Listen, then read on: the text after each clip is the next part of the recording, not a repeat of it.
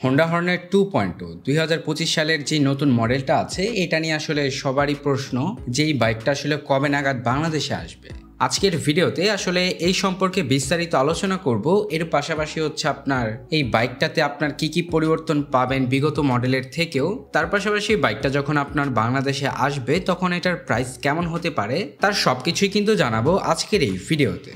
তো চলুন ভিডিওটা শুরু করা যাক। আর আপনি যদি বাইক রিলেটেড যে কোনো ধরনের আপডেট পেতে চান তাহলে কিন্তু আমাদের চ্যানেলটাকে অবশ্যই সাবস্ক্রাইব করতে পারেন। আর তার পাশাপাশি আমাদের ফেসবুক পেজটাকেও অবশ্যই ফলো করে রাখবেন, আমরা কিন্তু সেখানেও নিত্য নতুন ভিডিওগুলো আপলোড করে থাকি।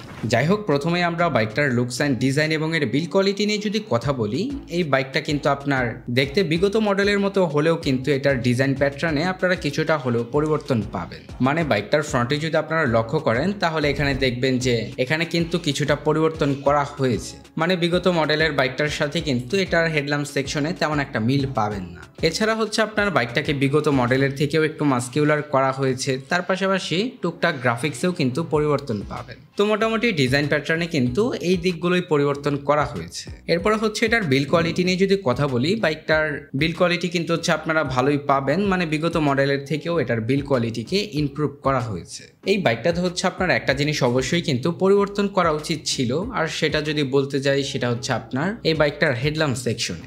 যদিও আপনার বাইকটাতে এলইডি ভালভের হেডল্যাম্প সেটআপ পাবেন, তারপরেও বাইকটাকে যেহেতু তারা নতুন করে লঞ্চ করেছে তো এখানে তারা চাইলে কিন্তু আপনার এলইডি প্রজেকশনে হেডল্যাম্প সেটআপ কিন্তু দিতে পারতো। কারণ হচ্ছে এর থেকেও কম প্রাইসের বাইকগুলোতে কিন্তু এখন আমরা এলইডি প্রজেকশনের হেডল্যাম্প সেটআপ পাই, তো সেই ক্ষেত্রে বাইকটা কিন্তু একটু পিছিয়েই থাকে। আর তার পাশাপাশি বাইকটাতে আপনারা বিগত মডেলের মতোই এলইডি ভালভের টেল ল্যাম্পের পাশাপাশি এলইডি ভালভের ইন্ডিকেটরগুলো কিন্তু পাবেন। এই বাইকটার ক্ষেত্রে আপনার সবচেয়ে বড় পরিবর্তনের মধ্যে একটা হচ্ছে বাইকটার ব্রেকিং সিস্টেমে। বাইকটাতে হচ্ছে আপনারা ডুয়াল চ্যানেল এবিএস পাবেন, যেটা বিগত মডেলের বাইকটাতে কিন্তু ছিল না। এই বাইকটাতে হচ্ছে আপনার ডুয়াল চ্যানেল এবিএস দেওয়ার কারণে কিন্তু এটার ব্রেকিং সিস্টেম যথেষ্ট স্ট্রং হয়। এর ফলে আসলে বাইকটার ব্রেকিং সিস্টেম নিয়ে কিন্তু এটার রাইডার খুবই কনফিডেন্ট থাকবে, তো যার কারণে আসলে এটার ব্রেকিং সিস্টেমকে খুবই ভালো বলতে হয়। আর তার পাশাপাশি বাইকটার ফ্রন্ট সেকশন নিয়ে যদি বলতে যাই, এখানে হচ্ছে আপনার আপসাইড ডাউন সাসপেনশনের পাশাপাশি মানে বিগত মডেলের বাইকটাতে যা যা ছিল তার সবকিছুই পাবেন। যেমন হচ্ছে আপনার 100 সেকশনের টিউবলেস টায়ার পাবেন, তার পাশাপাশি পাবেন 276 মিলিমিটারের ডিস্ক ব্রেক। তো আসলে সবকিছুই আপনার বিগত মডেলের মতোই কিন্তু এখানে রাখা হয়েছে। আর তাছাড়া রেয়ার সেকশন নিয়ে যদি বলতে যাই, এখানেও আপনার সেম টু সেমই পাবেন। এখানে হচ্ছে আপনার মনোশকের পাশাপাশি রয়েছে 17 ইঞ্চি অ্যালয় রিমের সাথে 140 সেকশনের টিউবলেস টায়ার। এবং এটার ব্রেকিং সিস্টেম নিয়ে যদি বলতে যাই, এখানেও আপনারা 220 মিলিমিটারের ডিস্ক ব্রেক পাবেন। এই বাইকটাতে হচ্ছে আপনারা এরপরে যে পরিবর্তনটা পাবেন সেটা হচ্ছে এটার স্পিডোমিটারে।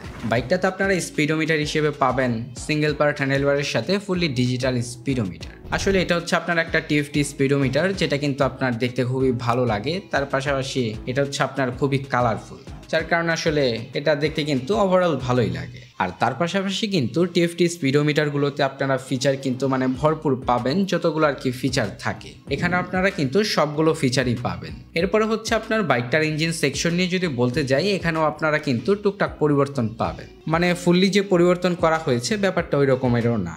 এখানে হচ্ছে আপনারা ইঞ্জিন হিসেবে পাবেন 184.4 CC 4 stroke 2 valve single cylinder BS6FI air কুল ইঞ্জিন।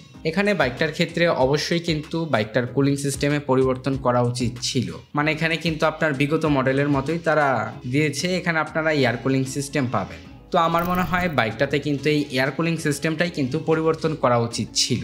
কারণ হচ্ছে আপনার বিগত মডেলের বাইকটাতেও কিন্তু তারা এয়ার কুলিং সিস্টেম দিয়েছিল। তো এই বাইকটাকে তারা যেহেতু নতুন করে লঞ্চ করেছে, তো আমার মনে হয় এখানে তাদের অবশ্যই কিন্তু লিকুইড কুলিং সিস্টেমটা দেওয়া উচিত ছিল।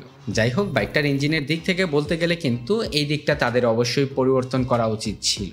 এরপরে হচ্ছে আপনার বাইকটার পাওয়ার এফিসিয়েন্সি নিয়ে যদি বলি, বাইকটা ম্যাক্সিমাম পাওয়ার প্রডিউস করে 17 PS অ্যাট 8500 RPM এবং ম্যাক্সিমাম টর্ক উৎপন্ন করে 15.7 নিউট্রাল মিটার অ্যাট 6000 RPM। এর ফলে বাইকটা থেকে আপনারা টপ স্পিড পাবেন হচ্ছে আপনার অ্যারাউন্ড 130 কিলোমিটারের আশেপাশে। আর তাছাড়া এটার মাইলেজ নিয়ে যদি বলতে যাই, অ্যাভারেজে 40 থেকে 45 কিলোমিটারের মতো কিন্তু মাইলেজ পাবেন।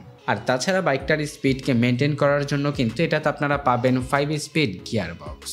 বাইকটার ইঞ্জিন সেকশন নিয়ে যদি ওভারঅল বলতে যাই, এখানে তাদের কিন্তু এটার কুলিং সিস্টেমটা অবশ্যই পরিবর্তন করা উচিত ছিল।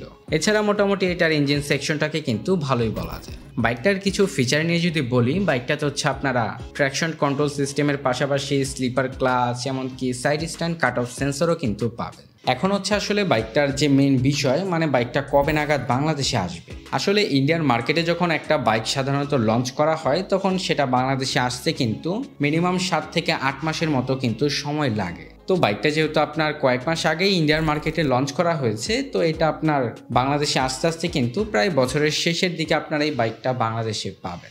যাই হোক, আপনার এই বাইকটা যখন বাংলাদেশের মার্কেটে আসবে, তখন হচ্ছে এটার প্রাইস হবে অ্যারাউন্ড 3,15,000 টাকার আশেপাশে। তো এই ছিল আজকের ভিডিওটা যদি ভালো লেগে থাকে তাহলে লাইক, কমেন্ট, শেয়ার, সাবস্ক্রাইব করে আমাদের পাশেই থাকবেন।